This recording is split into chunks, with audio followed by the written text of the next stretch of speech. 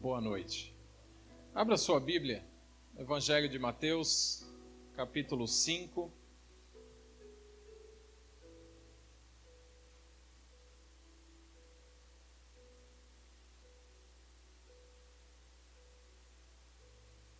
Eu quero falar um pouco hoje sobre as bem-aventuranças. O início do Sermão do Monte, onde Jesus começa aqui um treinamento ministerial. Jesus começa aqui um discipulado com os discípulos, que no final do capítulo 4 ele havia comissionado. Havia acabado de chamar os seus discípulos, aqueles que iriam trabalhar com ele no seu ministério. E o final do capítulo 4 diz que Jesus vinha percorrendo toda a Galiléia, ensinando nas sinagogas, pregando o evangelho do reino, curando toda sorte de doença, enfermidades entre o povo. A fama de Jesus ia crescendo. O versículo 25 do capítulo 4, ele fala assim: E da Galiléia, Decápolis, Jerusalém, Judéia e da além do Jordão, numerosas multidões o seguiam. E o início do capítulo 5, então a partir do versículo 1, você acompanha comigo, ele começa dizendo assim, a palavra: Vendo Jesus as multidões, quais multidões? Aquelas que estavam seguindo Jesus, se aglomerando em torno de Jesus. Então, vendo as multidões, subiu ao monte e, como se assentasse, aproximaram-se os seus discípulos. E ele passou a ensiná-los, dizendo: Bem-aventurados os pobres em espírito, ou pobres de espírito, porque deles é o reino dos céus. Bem-aventurados os que choram, porque serão consolados. Bem-aventurados os mansos, porque herdarão a terra. Bem-aventurados os que têm fome e sede de justiça, porque serão fartos. Bem-aventurados os misericordiosos, porque alcançarão misericórdia. Bem-aventurados os limpos de coração, porque verão a Deus. Bem-aventurados os pacificadores, porque serão chamados filhos de Deus. Bem-aventurados os perseguidos por causa da justiça, porque deles é o reino dos céus. Bem-aventurados sois quando por minha causa vos injuriarem e vos perseguirem, e mentindo disserem todo mal contra vós. Regozijai-vos e exultai, porque é grande o vosso galardão nos céus. Pois assim perseguiram aos profetas que viveram antes de vós. Vós sois o sal da terra. Ora, se o sal vier a ser insípido, como lhe restaurar o sabor? Para nada mais presta, senão para, lançado fora, ser pisado pelos homens. Vós sois a luz do mundo. Não se pode esconder a cidade edificada sobre um monte. Nem se acende uma candeia para colocá-la debaixo do alqueire, mas no velador, e alumia a todos os que se encontram na casa. Assim brilhe também a vossa luz diante dos homens, para que vejam as vossas boas obras e glorifiquem a vosso Pai que está nos céus. Amém? As bem-aventuranças ou felicidades. Bem-aventurado, no original é Macarios, significa feliz. Felizes os pobres em espírito. E é interessante que Jesus aqui, ele começa a ensinar isso aqui, e aqui parece que tem meio que uma confusão, porque a multidão se junta, Jesus sobe no monte e começa a ensiná-los. O ensiná-los aqui não se aplica à multidão, mas se aplica aos discípulos que ele havia acabado de chamar. Jesus está dando essas orientações aqui, não para toda a multidão, a despeito de que a multidão está também ali ouvindo. Mas esse ensiná-los aqui se aplica aos discípulos. Ele está ensinando os seus amigos ali, né? E quando a gente olha para isso e vê que Jesus está ensinando aqueles que ele havia comissionado ou chamado, isso aqui parece que descreve, então, a condição interior de um seguidor de Jesus. Tudo isso aqui que nós lemos. Olhando, eu não sei se você já leu profundamente esse texto, ou o sermão todo. É um dos maiores sermões de Jesus, dos grandes discursos de Jesus em Mateus. Eu não sei se você já olhou com uma riqueza de detalhe para esse texto e olhou para você mesmo, fez uma autoanálise. Você e eu, como seguidor de Jesus Cristo, como eu vou repetir aqui, ele está ensinando aqueles que estavam iniciando na caminhada com ele. Ele chamou, eles deixaram tudo, abandonaram seus barcos, suas famílias e seguiram Jesus. Então Jesus sobe no monte aqui e passa a ensiná-los, ensinar os discípulos. Então isso aqui, esse texto que nós lemos, descreve a condição interior de alguém que já serve a Jesus. Alguém que já segue a Jesus. Então, feliz aquele que segue a Jesus e é pobre de espírito. Pobre em espírito. A gente às vezes, eu não sei você, mas eu já usei isso aqui de uma forma... Falar, esse cara é um pobre de espírito, né? A gente já falou isso? Já falou, né? Sabe o que é ser pobre de espírito? A pessoa que é pobre de espírito é muito boa. Às vezes a gente aplica essa palavra no sentido pejorativo, para menosprezar alguém. Mas não. Ele está dizendo aqui, bem-aventurado ou felizes, macários, os que são pobres em espírito. Pobre em espírito é aquele que resolveu, agora que segue Jesus, veja que eles deixaram tudo para trás. Não dá para ler o capítulo 4, mas se você ler do 16 até o 25, você vai ver o que eles abandonaram, os discípulos.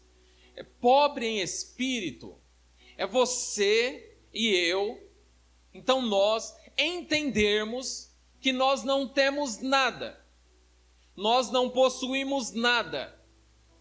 Pobre, na Bíblia tem dois tipos de pobre. Tem aquele pobre, por exemplo, o Lázaro, Lucas 16 ou 15, acho que é 16, 15 é o filho pródigo, né? Lucas 16, a história do rico e do Lázaro. O Lázaro diz que ele não tinha nem as migalhas para comer. Tem esse tipo de pobre. Aquele que tem muito pouco, aquele que os cães lambiam suas feridas. É aquele que tem muito pouco, esse é um tipo de pobre. É aquele que vai passar, às vezes, privação a vida toda. Ele não vai ter uma casa própria, ele não vai ter um carro, nem um carro. Ele não vai ter, ele vai ter o básico, ele vai ter o pão nosso de cada dia. Esse é um tipo de pobre que a Bíblia relata. É o pobre de condição financeira mesmo.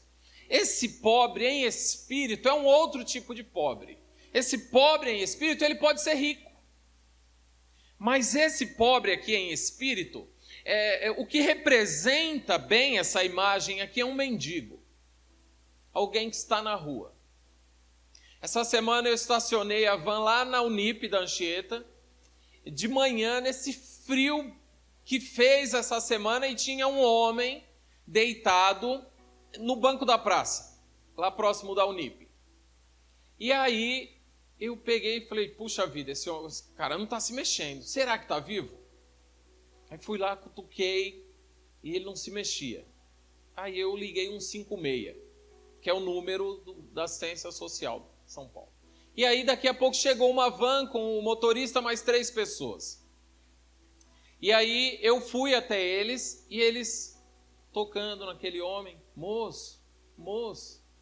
E o homem não se mexia. Aí ele falou, não, mas ele está respirando. Aí ela me deu um formulário e falou, o senhor não pode assinar aqui como testemunha, falar que nós tentamos levar, mas ele não quis? Eu falei, mas ele ainda não quis. Ela, moço. Eu puxei o cobertor que estava na cabeça dele e falei, amigo, acorda aí. Aí ele se assustou assim, estava acho que meio alcoolizado, mas acho que ele não conseguia nem se mexer. E ele tinha um bolo de cobertor ali, do lado, amarrado no pé dele. Porque acho que se alguém roubasse, mas tudo ensopado. E ele levantou dali, eles levaram ele, mas deixou todo aquele pacote para trás. E ficou ali. Por que não levaram? Porque era lixo. Não levaram porque não tinha valor. Não levaram porque não servia para nada. E com certeza depois deram um cobertor novo para ele.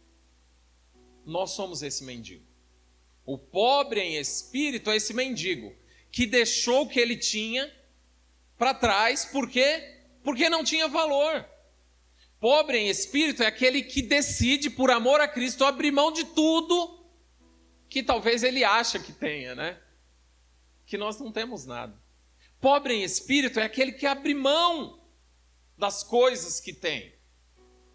Fala, tudo que eu tenho, como diz Paulo, eu refutei como perda. Não tem valor algum. Então eu deixo para trás. Eu não tenho mais nada. É o mendigo. Ele saiu dali, o que é que ele levou? Exatamente nada. Só foi com a roupa do corpo para não ir pelado, porque também estava todo molhado. Pobre em espírito aqui, que Jesus Cristo está ensinando, que tem que ser uma característica daqueles que já seguem a Jesus, é o mendigo. Eu não tenho nada.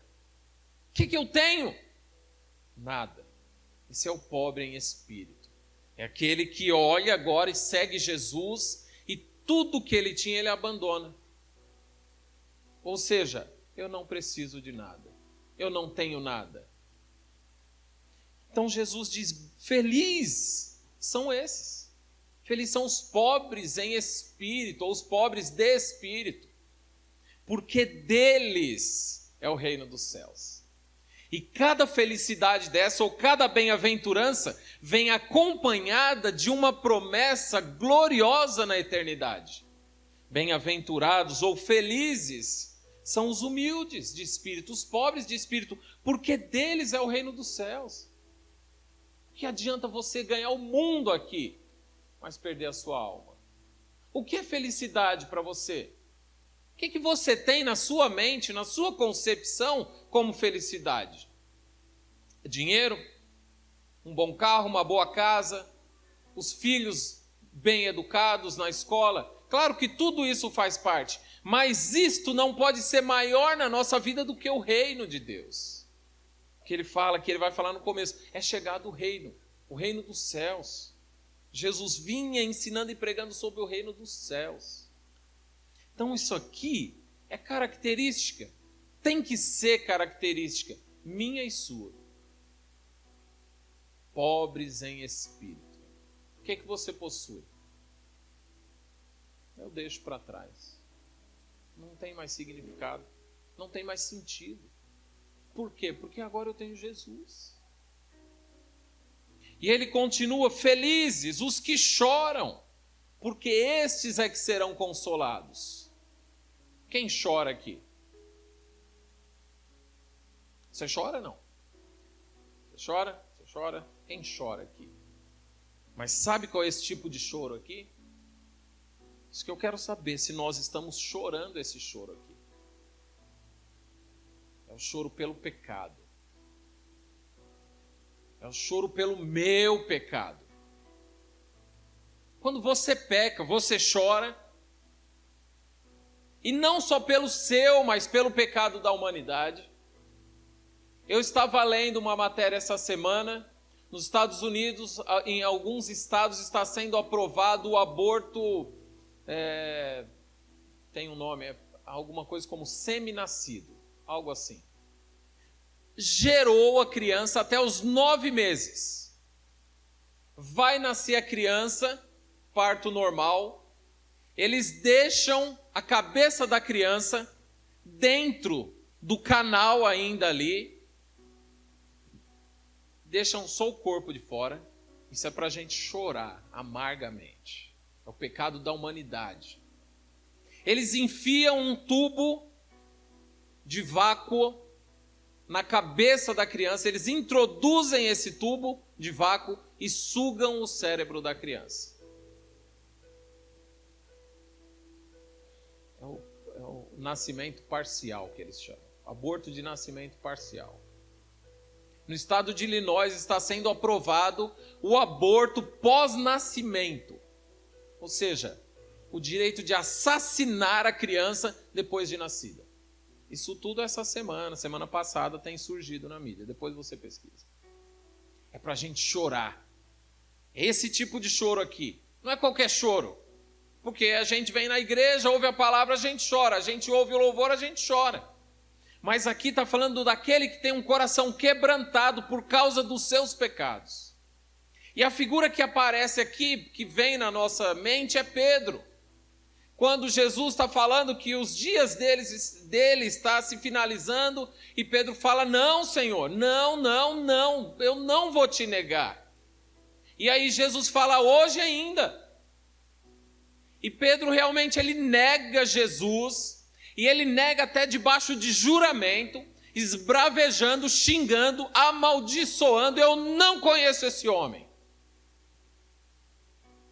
E aí quando ele olha para Jesus, existe uma troca de olhares entre Pedro e Jesus, e Pedro cai em si da sua maldade, do tamanho da maldade que existe dentro dele. E aí o texto diz que Pedro chora amargamente por causa do seu pecado. Ele havia traído, por causa da sua traição, havia traído aquele que há pouco tempo atrás, ele havia dito, tu és o Filho de Deus. E agora ele trai. Bonzinho esse Pedro, né? Mas aí a palavra diz que ele chorou amargamente. Feliz é aquele que chora pelos seus pecados. Então isso aqui realmente é característica do crente. Precisa ser característica do crente. Isso aqui não é característica de quem está no mundo. No mundo se chora também, e muito. Mas não se chora amargamente pelos seus pecados. Nós precisamos chorar pelos nossos pecados. Quanto tempo faz que você não chora pelos seus pecados? Que você dobra o seu joelho e fala, Senhor, me perdoa, mas eu pisei na bola novamente.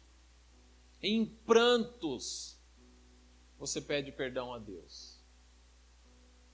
Isso aqui é característica para o crente.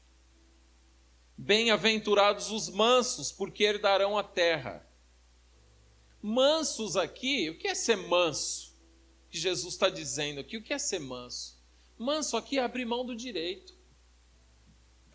Manso aqui é se nós estivermos disputando, eu estou disputando algo com alguém, e eu falo, não, tudo bem, você quer ir para lá? É Abraão e Ló. Você conhece a história. Abraão e Ló decidindo para onde iam, porque não davam mais para conviver junto, por causa das brigas dos pastores, de cada um deles, e eles agora precisam tomar caminhos diferentes.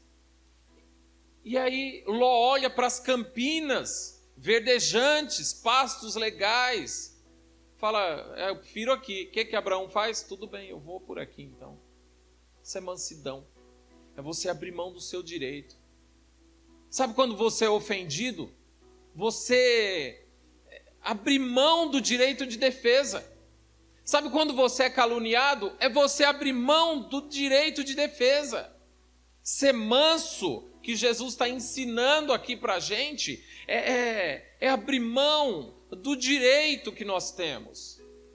Ou seja, eu não tenho nada, eu sou pobre em espírito. E se eu não tenho nada, então eu sou manso.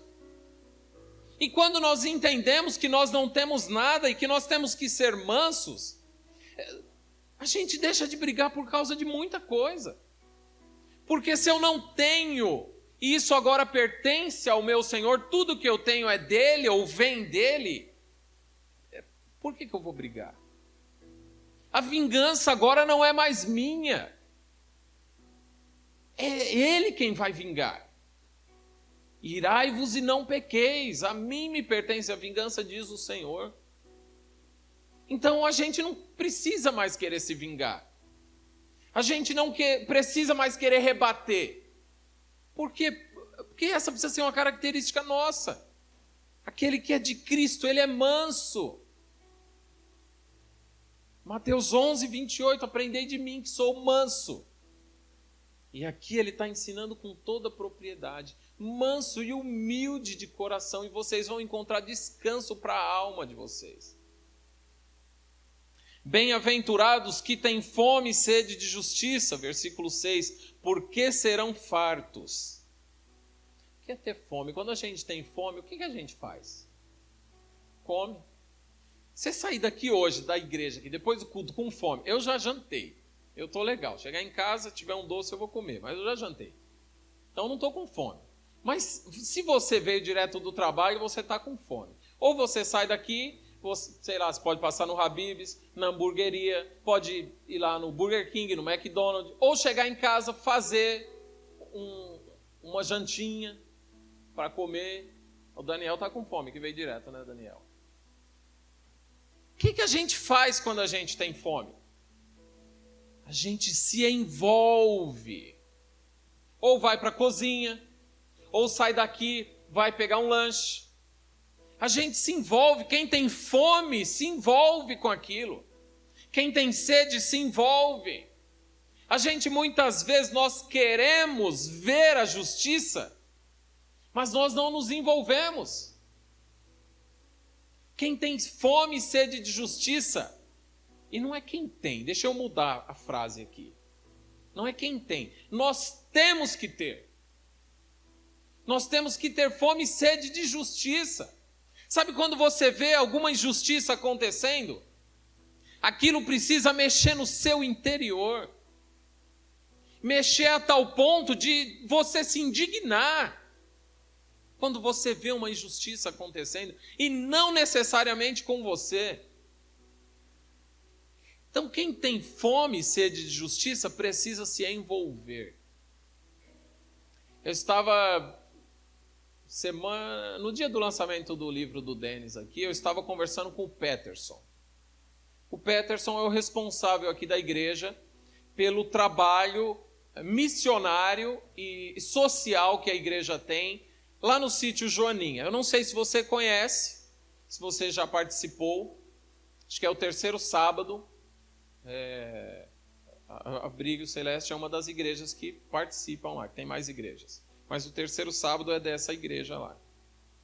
E o Peterson e a Amanda, que se acidentou e fez uma cirurgia semana passada, eles por um ano, eles sustentaram aquilo lá sozinhos, bancando do bolso. Eu não sei nem se eu devia estar falando aqui, mas já escapou, depois eu peço perdão, ou edita aí o vídeo. Eles bancaram aquele trabalho do bolso. Quem tem fome de justiça se envolve. Não é no dia que ele vir aqui dar um relatório, nós falarmos, puxa que bacana, que lindo, da Brilho Celeste, que bonito que é esse trabalho. E aí você dá as costas e vai embora.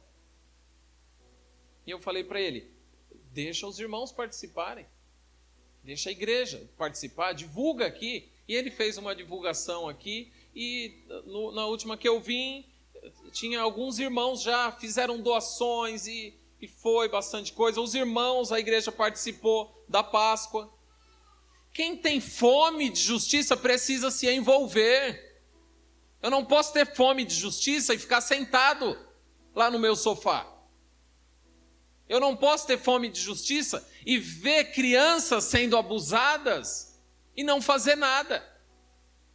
Eu preciso me envolver, é isso que Jesus está falando. O cristão, vocês que agora andam atrás de mim, porque Jesus falou, vem atrás de mim, vem me seguindo, vem na minha pisada. Vocês têm que ter fome e sede de justiça.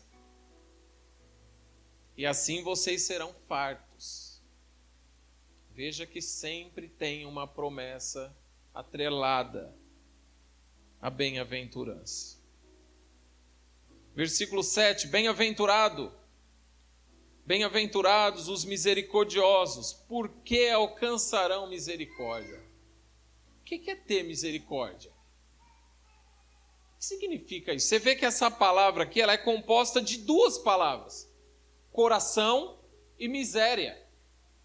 Então, misericórdia que ela significa? É um coração miserável, um coração de miséria, um coração triste.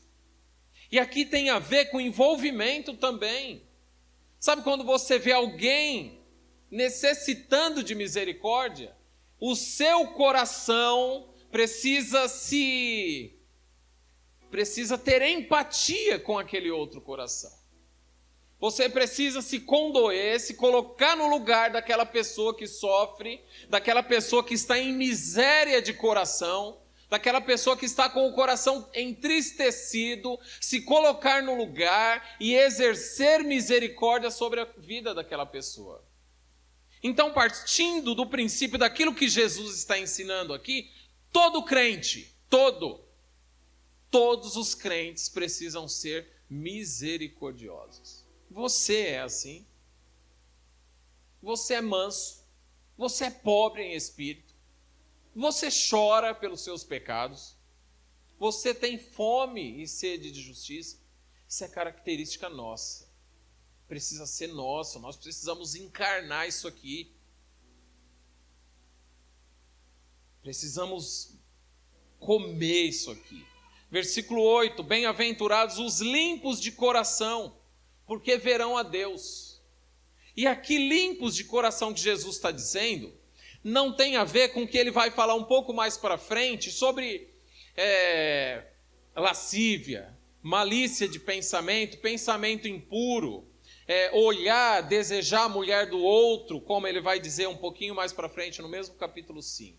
Mas limpo de coração aqui tem a ver com uma consciência não dividida. Limpo de coração tem a ver com um coração e uma consciência que não é dividida.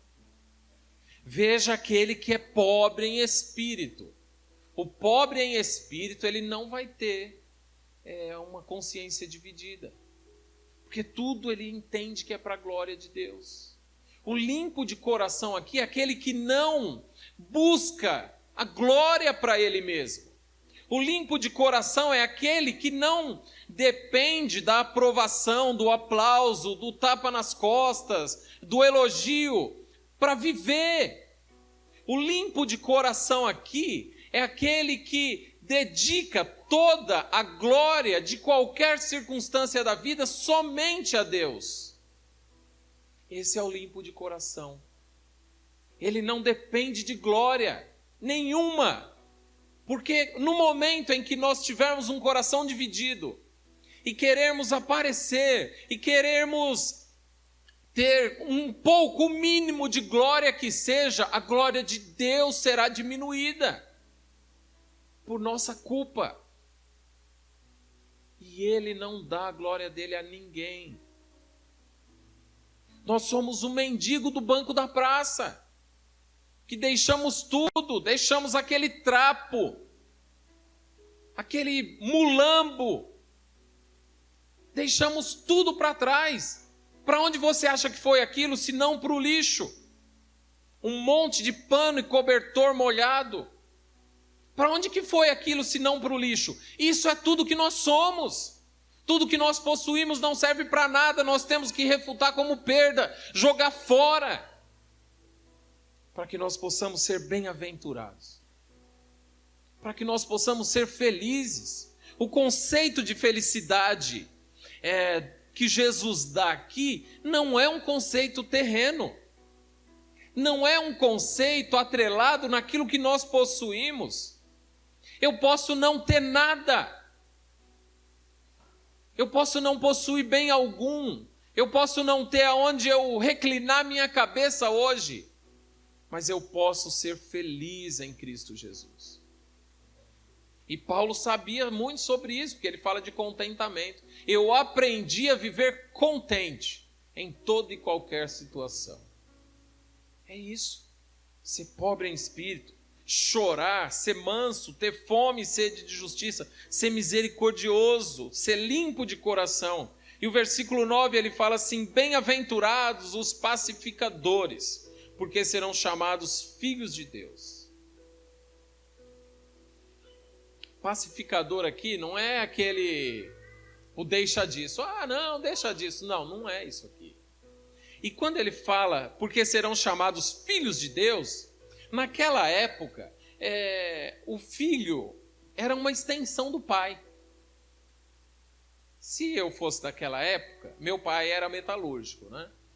Eu seria metalúrgico também. Naquela época, o pai era marceneiro, o filho ia ser marceneiro. Era assim. Então, o filho era uma extensão do pai.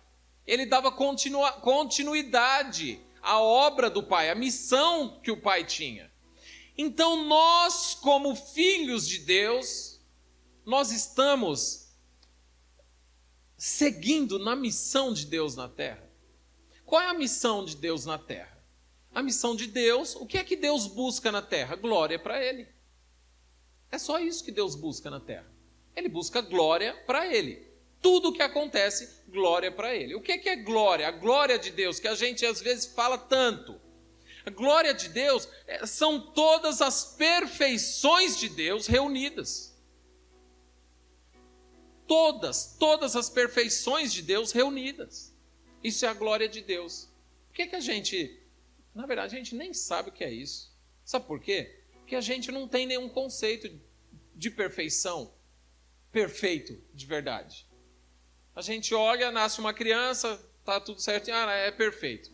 Não é esse conceito divino. Isso é um conceito humano. Então a gente não sabe o que é a glória. Por quê? Porque a gente não tem um conceito divino de perfeição.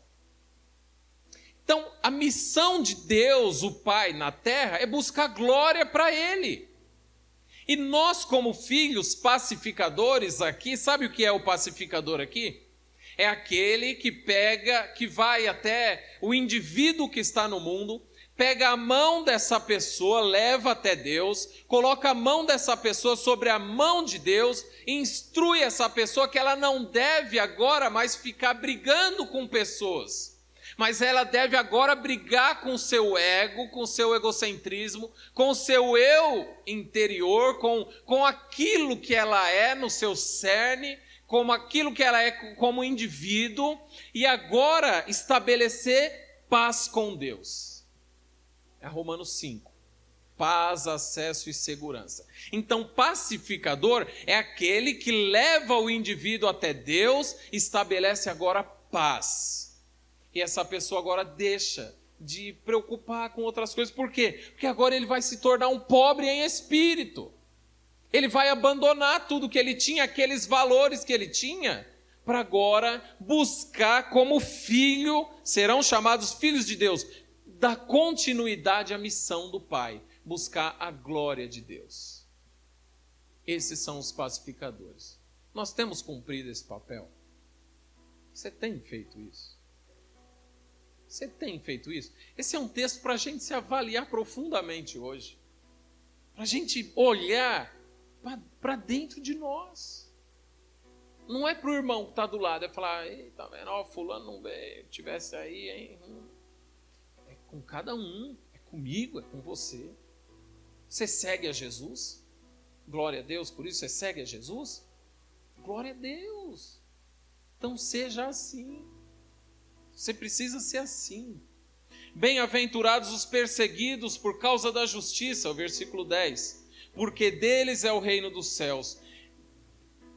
Olha aqui, tudo aqui é um contrassenso, humanamente dizendo, certo, pastor Carlos? Tudo aqui, eu costumo dizer que o reino de Deus ele é de cabeça para baixo. Onde o menor é o maior é o menor, o pobre é que é rico, o rico lá é miserável e assim por diante. Tudo isso aqui, se a gente não olhar como filhos de Deus, isso aqui é uma loucura. Ser pobre em espírito, eu? Nunca. Chorar por causa dos meus pecados? Jamais. Ser manso? Aqui. Não. Ter fome e sede de justiça? Não é culpa minha. Não fui eu que instalei a miséria no mundo. Como é que contrassenso? Ser misericordioso. Cada um com seus problemas. Cada um por si, Deus para todos. Não. É Deus por ninguém e nós um pelo outro. A verdade deveria ser assim. Bem-aventurados os limpos de coração, aquele que não quer glória para si.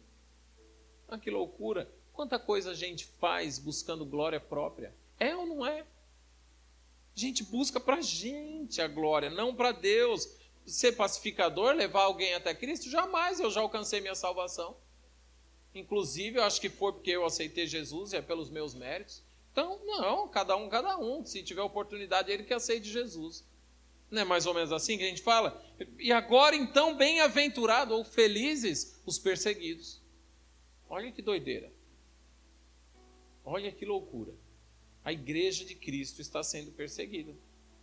Nesse momento, você sabia disso? Sabia que existe a igreja perseguida? Em muitos países, milhares de cristãos estão morrendo hoje, nesse exato momento, por causa da perseguição. E sabe o que a palavra diz sobre eles? Eles são mais felizes do que nós. Não parece um contrassenso isso aqui? Não parece uma loucura? Mas é assim que tem que ser. É assim que é a palavra de Deus. Bem-aventurados os perseguidos por causa da justiça. Você já foi perseguido por querer ser justo? Por querer ser honesto? Você já tomou uma decisão na sua vida de você falar assim: a partir daqui eu não passo um farol vermelho? Não sei. Você tem empresa? A partir de hoje eu não deixo de emitir uma nota fiscal mais.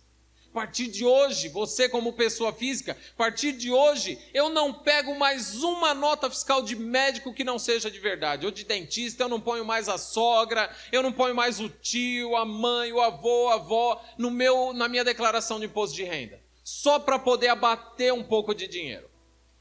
Você já tomou uma decisão assim? De procurar ser correto na vida? Ser justo? Quando você toma essa decisão, você acaba sendo perseguido, não tem como. Sabe o que você é chamado? De bobo, de trouxa. Não, o governo está roubando mesmo, então a gente tem que tirar um pouco aqui para eles roubar menos. Você já foi perseguido porque você quis ver justiça? Na missão que eu ajudo lá no Vale do Ribeira, tem um irmão lá, o missionário, o pastor Marcelo Feduru, que é o fundador da missão há quase 20 anos. Fundação Salvar Espiritual. Olha, aquele irmão ele já foi ameaçado de morte várias vezes por causa da justiça. Igrejas fechadas lá. E Deus enviou ele até lá para ele ir reabrir aquelas igrejas. Ele foi reabrindo. E acho que já reabriu umas 20 igrejas. Estavam fechadas. Eu fiz um trabalho lá de formação da liderança das igrejas, durante 3 anos. E aí fundaram uma ONG lá, que acolhia crianças. E aí começou a ter que fazer denúncia dos pais dessas crianças. Por quê? Porque esses pais, geralmente o pai, alcoólatra ou dependente químico. Pasme. Crianças, meninos e meninas de 4, 5 anos de idade, isso eu ouvi lá. O pai emprestando para outros homens usarem essa criança e abusarem sexualmente a troco de dinheiro de cachaça. Meninas de 12 anos de idade casando com senhores de 80. O pai fazendo isso, com aval da família, para que aquele senhor, quando morresse, a menina ficasse com a pensão. Tamanha miséria daquele lugar. É o IDH mais baixo do estado de São Paulo, Vale do Ribeira. E aí, a missão começou a fazer denúncias. E a prefeitura não tinha para onde levar essas crianças, levava para onde? Para a ONG. E aí tinha que comparecer na delegacia o denunciante. E a polícia chegava com o pai. Várias vezes. Quando sair daqui eu vou te matar. Esse missionário foi ameaçado várias vezes lá. Mas ele já está lá há 20 anos. Para a glória de Deus. Glorificando a Deus. Era um empresário esse irmão. Esse se tornou pobre em espírito. Ele deixou tudo para trás. Ele vai tanto lá que ele vai pela Castelo Branco e desce a serra que vai para o Vale do Ribeira. Ele contou. Quando eu ia de carro, ele falou: Aleilson, aqui tem 1097 curvas nessa serra. Eu falei: você está brincando ou não? Não, já contei. De tanto que eu venho para cá. 400 quilômetros daqui de São Paulo. Miséria total. Perseguido por causa da justiça. Você tem coragem de assumir uma posição dessa? Tomar uma decisão firme na sua vida? Falar: eu como cristão, agora eu preciso tomar uma posição aqui. Preciso me decidir. E ser disposto até a ser perseguido? Nós temos que ser assim. É o que a palavra, é o que o nosso Senhor e Salvador Jesus Cristo está ensinando aqui. Bem-aventurados sois vocês quando por minha causa vos injuriarem e vos perseguirem, e mentindo disserem todo mal contra vocês. Quando falam mal de vocês por causa de Cristo, você é feliz. Regozijai-vos e exultai, porque é grande o vosso galardão nos céus. As promessas de Deus para nós não se resumem neste plano que nós vivemos hoje. Paulo vai dizer que se a nossa expectativa é apenas para essa vida, nós somos o mais miserável dos homens, o mais mendigo de todos os homens, se nós esperarmos apenas para essa vida. Porque é grande o vosso galardão nos céus, pois assim perseguiram aos profetas que viveram antes de vós. E aí ele vai dizer: vocês são o sal da terra.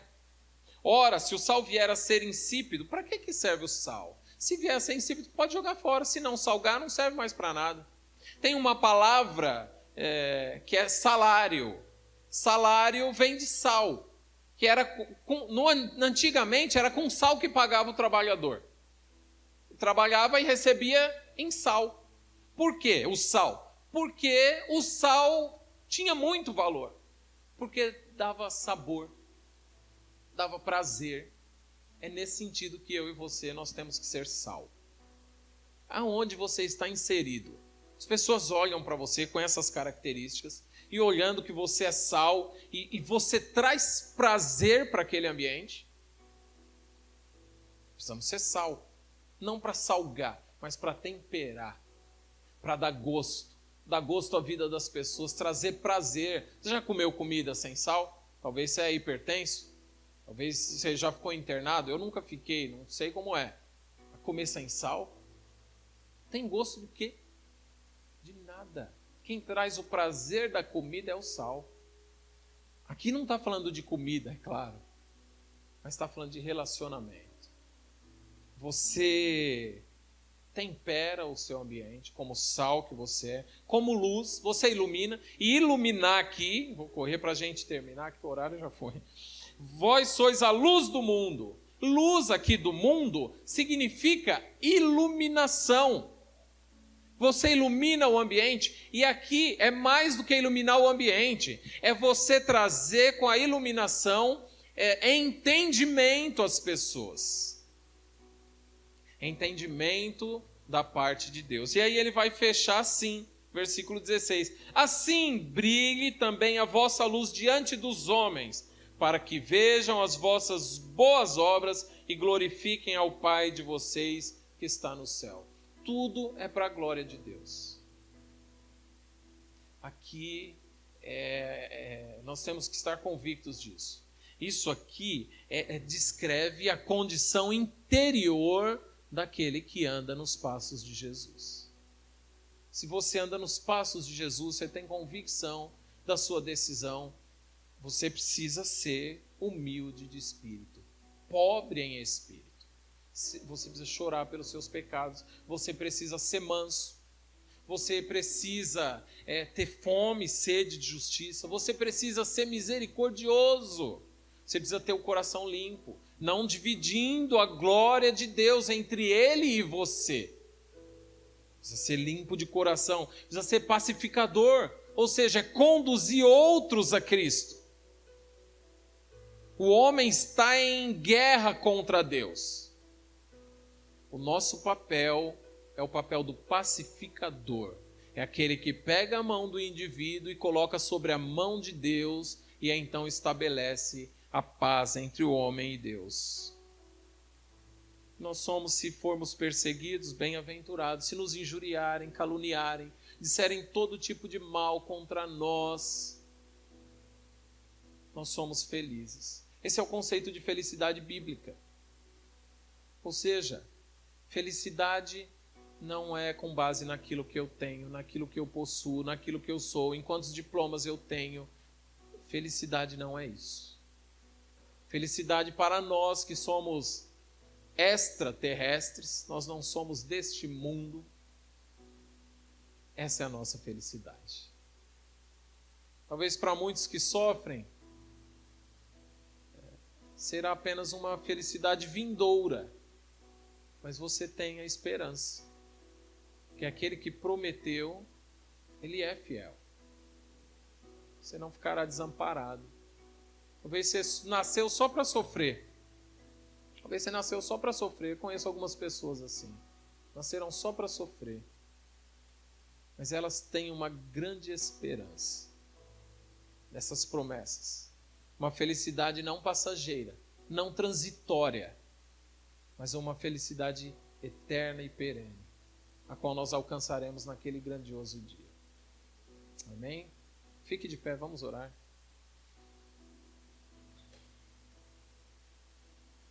Hoje, querido, eu espero que você faça uma reflexão.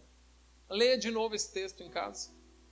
Mateus 5, de 1 a 16, de 1 a 12, as bem-aventuranças. Leia novamente e leia de novo. E leia, e leia, e leia, até encarnar, até isso aqui fazer parte da sua vida. Se você é cristão, essas aqui têm que ser as suas características. Para a glória de Deus, para que os homens vejam as nossas boas obras e glorifiquem a Deus que está no céu. Vamos orar. Senhor, nosso Deus e nosso Pai, muito obrigado, ó Deus, pela Tua palavra. Ó Deus, nós não temos nada, ó Pai, não temos nada para Te dar, para Te oferecer. Toda a nossa justiça é trapo de imundícia. Mas nós queremos nesse momento, ó Pai, entregar o nosso coração diante de Ti. Um coração quebrantado, ó Pai, contrito. A Tua palavra diz que o Senhor não rejeitará. Ó Deus, então venha de encontro a nós nesta noite, ó Pai, com Teu Santo Espírito. Ó Deus, e que nós possamos encontrar em Ti, ó Pai, toda a esperança de alegria que nós buscamos. Que nossa alegria não se resuma apenas nesta vida medíocre que vivemos aqui, mas que a nossa alegria, a nossa esperança esteja no alto, ó Pai. Nos ajuda, Deus, a entender estas verdades e que nós possamos praticá-la, que nós possamos nos despojar daquilo que nós pretensiosamente achamos que possuímos, que nós venhamos a ser pobres em espírito, para que o Teu nome seja glorificado nas nossas vidas, ó Pai. Obrigado, ó Deus, por esta igreja, por esta porta aberta, por cada irmão aqui nesta noite, ó Pai, cada lar, cada família aqui representada. Que o Senhor possa consolar o nosso coração nesta noite, ó Pai, e que nós possamos, ó Deus, ser felizes, bem-aventurados, como diz a Tua palavra, Pai, que é viva e produz no nosso interior vida verdadeira. Muito obrigado, Deus, em nome de Jesus Cristo.